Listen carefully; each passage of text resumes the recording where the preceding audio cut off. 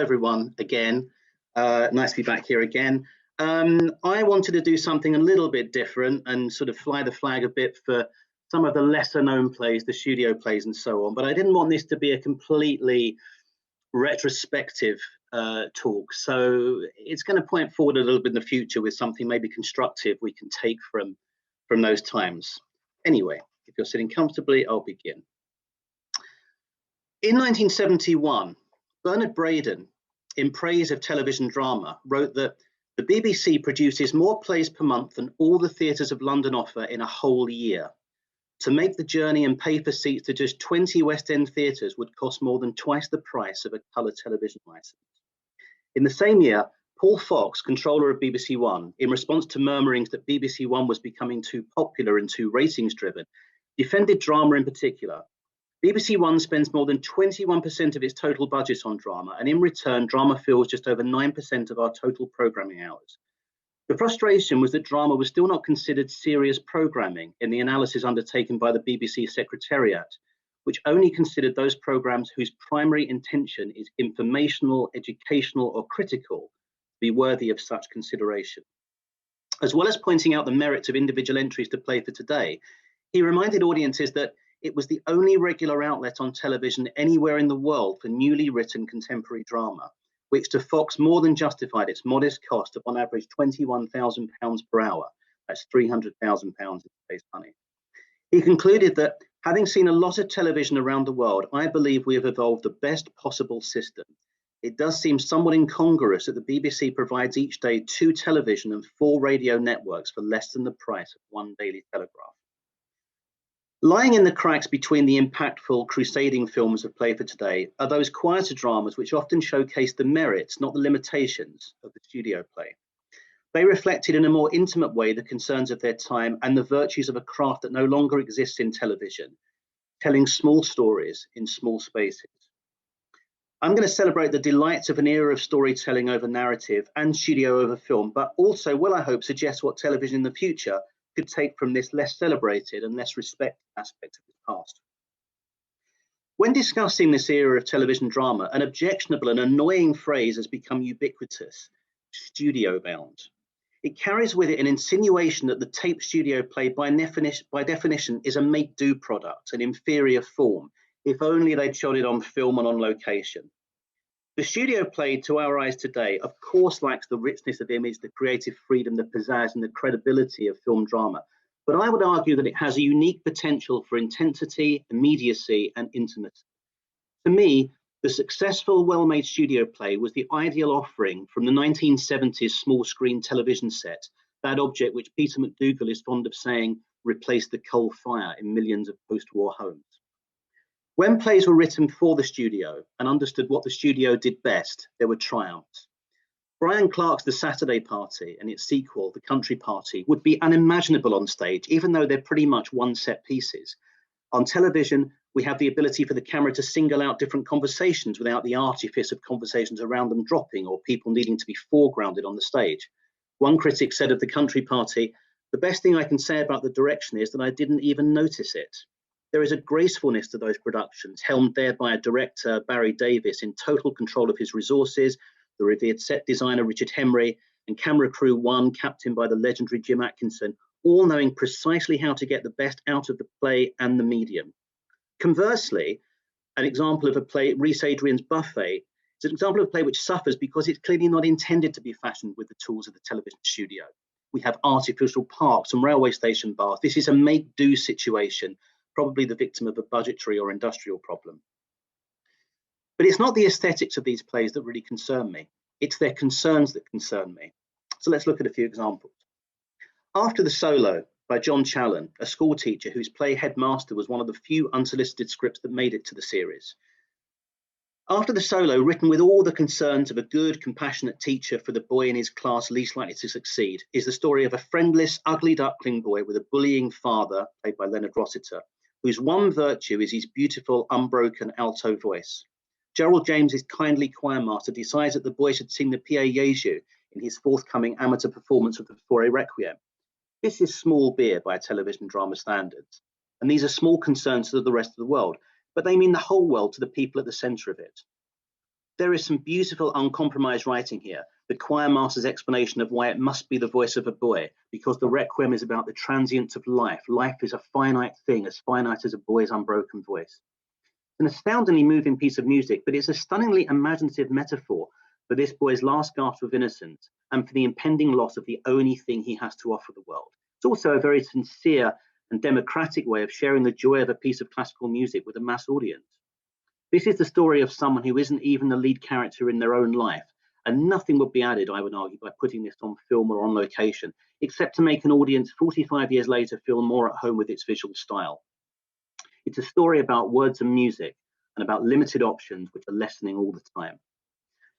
Colin Welland is rightly celebrated for Kisses at 50, Leeds United, and so on, but my personal favourite of his plays is Jack Point from 1973, which, oddly enough, is actually again about an amateur musical society, this time Gilbert and Sullivan. On the surface, this is simply a play about a casting problem. The company announced their forthcoming Jubilee production of Yeoman of the Guard, but do they give the role of the young, energetic Jack Point to the talented and he knows it young lad with far to go, or the entitled old duffer who is their longest-serving member, totally unsuitable, who assumes without question that the part is his? This casting dilemma quickly proves to be a moral dilemma, but it's merely a keyhole into a community of people whose dreams and frustrations are suddenly being brought to bear. At one point, the head of the society tells his wife reassuringly that it's only a mediocre music society, to which she willfully replies, "We're all mediocre, that's why we're here."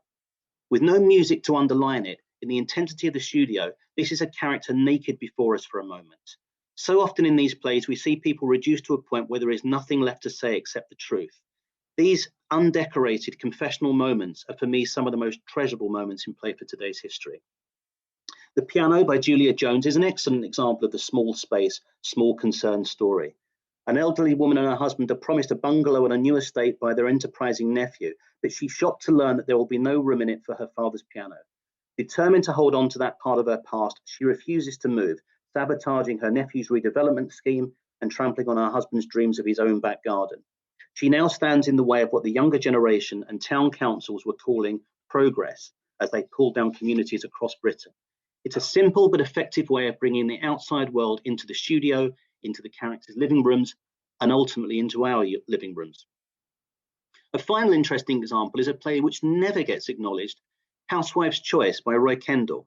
It's not a complete success, but it has a highly effective use of the studio in its shattering climax, in which a working class man invades the home of a middle class feminist, played by Bernard Hill and Frances de la Tour, respectively. Both believe that they represent the true oppressed in our society, each more entitled to revolution, the man destroying her affluent possessions, while she defiantly cries out for a world in which your anatomy is no longer your destiny. This is again bringing the outside world into the studio and into the living room in those two senses, vividly placing the political in a domestic context. So much for the joys of a television form now extinct. But what can we take from this time? We can always learn from the past, but we can never recreate it, and nor should we wish to. After all, as John Mortimer said, Elizabethan theatre only lasted 30 years. I'm certainly not asking for a return to the multi-camera studio play. I'm sure I'm not the only one who, when looking back at studio plays of the 80s, detects a sense of tiredness, a feeling that the intensity had drained away from the form, that it had gone from being challenging to routine, that innovation had reached a limit. The 1988 BBC Two serial Campaign, an impressively breathless rampage through the advertising industry, is evidence to me that as the British film industry was beginning to wake up a little, writers were now starting to see television as a stepping stone to it, that the movie was now the medium. In the 1990s, there was a blurring of the lines between films made for television and films made for the cinema in Britain. Looking back now, few of these films achieved huge success, perhaps because they were neither essentially televisual nor especially cinematic. To me, they were often the result of television's perpetual inferiority complex, despite British television having, certainly since the 1970s, a far more impressive catalogue of achievements than British cinema. While I was researching a potential book on the history of Play for Today in the early 2000s, I was simultaneously working at BBC Television Centre. It was a sorrowful time in television. A hysterical overreaction and a characteristic self-flagellation was occurring in response to the digital explosion. Futurologists proposed turning BBC channels into genre-specific channels, mainstream entertainment, factual, and so on. The BBC's first contribution to the digital television landscape, BBC Choice, went on air before anyone had even defined what it was for. In the need to be not just understanding the current landscape, but getting out of the future, there was a determined rejection of the past, which justly coincided with accusations of dumbing down. The studio play was truly dead. But like most of those who think they can see the future, they were of course wildly wrong. Instead of attention spans declining and bite-sized content becoming the future, the very opposite has happened. Not short form, but very long form dramas, box sets, binge watching, and even, only a fortnight ago, an instalment of the drama The Third Day that played out over a whole day. No one could have seen this coming unless they had an extremely impressive faith that audiences would always want good stories and involving experiences. What we're seeing now for the first time in a long time is an exciting confidence in television drama. And it's because it has again found a form that gives it a reason to exist, something which cannot be done by the cinema. Now a new form has been found, informed by a new way of watching. The complete opposite of the Banshee cries of the 2000s has occurred. Television now believes in drama again, and it seems to be believing in writers again too. What I hope is that it will also start to believe in telling small stories again, as well as overwhelming ones. Believe again that small is also beautiful. Because despite the newly invigorated realm of television drama, it is still twitchy, insecure at its heart, desperate to show off to hold our attention. And so it's more than ever in danger of eating itself, as our soap operas have so visibly done. Painted itself into a corner with a constant need to exaggerate, up the ante, bombard us. There must be a space for the small, the everyday, the poignant too. Colin Whelan told me that the line that resonated throughout his career was from Kisses at 50, when the cheating husband gets into bed and out of the darkness, his wife beside him finally asks, "Who's this, Audrey?" Colin said that for the rest of his life, people asked him, "How did you know what my wife said when that was me?" One of the great values of drama is helping us to make sense of the world, the wisdom we can draw from others who have felt the same pain and confusion. Over lockdown, we've seen a new talking heads and also isolation stories, untold stories, and other small-scale domestic pieces, people stories, if you like, everyday stories. Whether such chamber pieces will have a life beyond these limited times in some grander form remains to be seen.